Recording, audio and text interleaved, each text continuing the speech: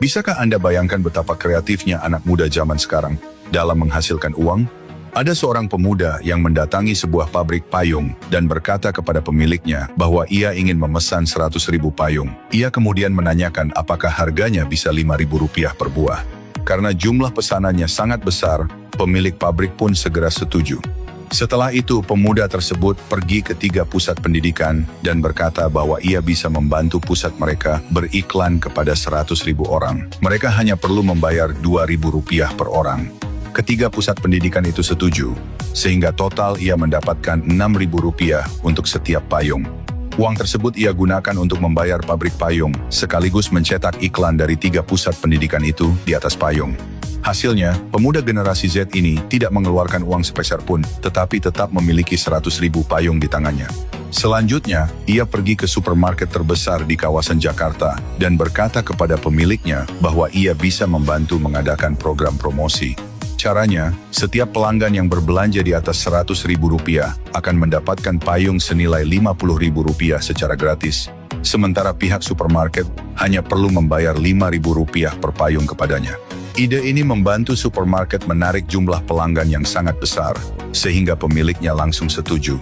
Seperti yang diperkirakan, hanya dalam 1 bulan 100.000 payung habis terjual.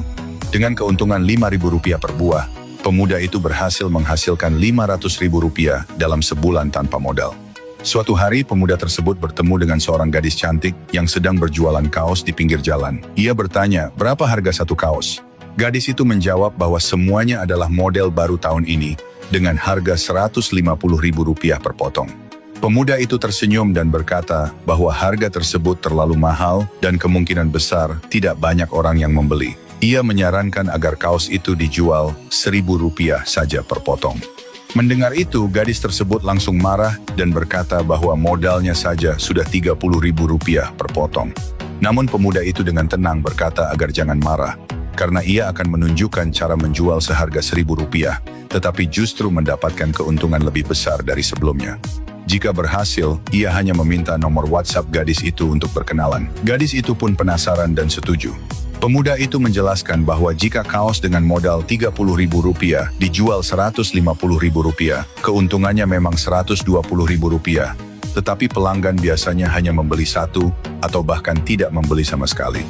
Karena itu, ia menyarankan membuat papan promosi seperti ini. Kaos pertama, Rp150.000, kaos kedua, Rp100.000, kaos ketiga, Rp50.000, dan kaos keempat hanya Rp1.000.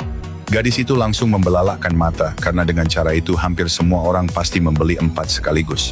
Pemuda itu kemudian meminta gadis tersebut menghitung. 4 kaos dengan modal Rp30.000 berarti total modal Rp120.000.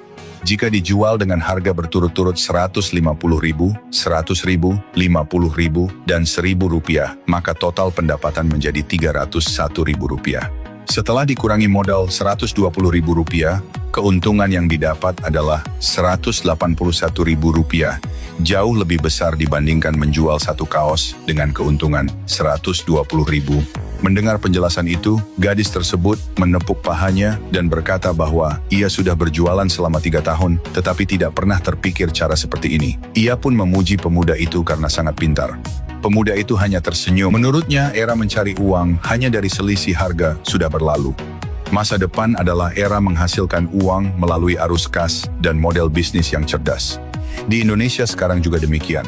Ada orang yang tidak pergi bekerja setiap hari tetapi tetap hidup makmur, sementara banyak orang yang bekerja keras setiap hari justru tidak memiliki sisa uang sama sekali.